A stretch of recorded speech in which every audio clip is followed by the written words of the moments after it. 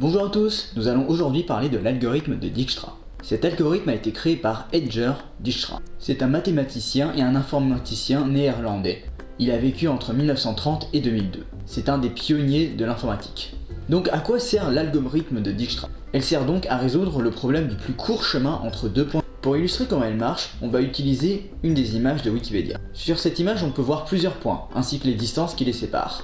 Imaginons que l'on souhaite partir du point numéro 1 et que l'on veuille atteindre le point numéro 5. L'algorithme devra analyser les trois chemins et prendre la plus courte. Là en l'occurrence, il va premièrement se tourner vers le point numéro 2. Puis à partir du point numéro 2, il va prendre encore une fois le plus court des deux chemins.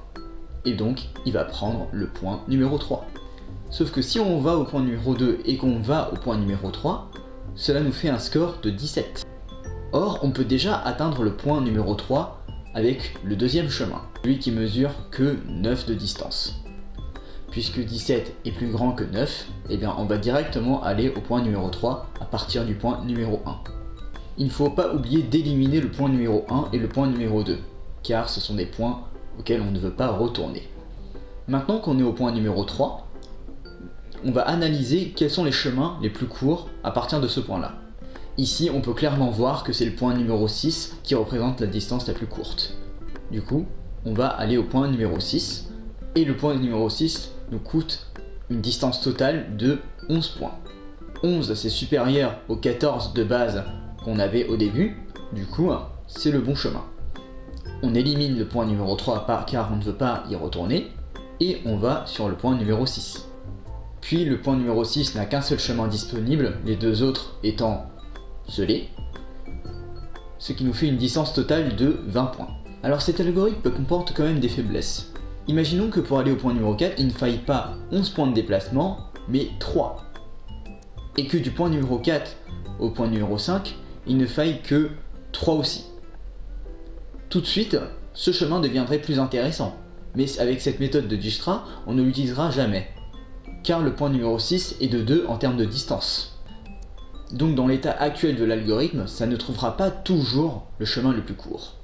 Si la rapidité de votre programme n'est pas important pour vous, il y a toujours moyen de rendre le résultat plus exact. Par contre, cela prendra beaucoup plus de temps. On pourrait imaginer par exemple que l'algorithme prend tous les chemins possibles et les enregistre à chaque fois. Et ce serait uniquement vers la fin qu'il compare les distances et qu'il prenne le chemin le plus court. Là où, en l'occurrence, après avoir pris le chemin vers le point numéro 6 à partir du point numéro 3, et bien après avoir fait ça, il pourrait aller au point numéro 4, puis au point numéro 5, puis ensuite comparer les deux résultats. Pour résumer, nous avons plusieurs points, un de départ et un d'arrivée, nous avons les distances entre ces points, et en partant des points de départ, on met constamment à jour la distance de chaque point par rapport au point de départ. Donc à chaque fois qu'un chemin est plus court que celui qu'un point a de base, il la remplace. Au début de notre algorithme, nous avons que la distance des points. Et c'est seulement après que l'on calcule la distance de chaque point par rapport au point de départ. Chaque point est par défaut mis à plus l'infini, car comme ça, la première fois qu'on passe par ces points-là, on est sûr que la distance parcourue remplacera ces valeurs.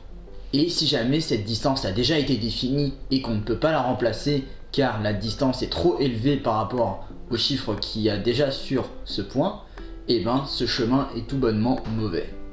Et c'est pour ça que notre algorithme passe du point A directement au point 3, car le chemin du point numéro 2 est trop long par rapport à celui du point numéro 1 qui va au point numéro 3.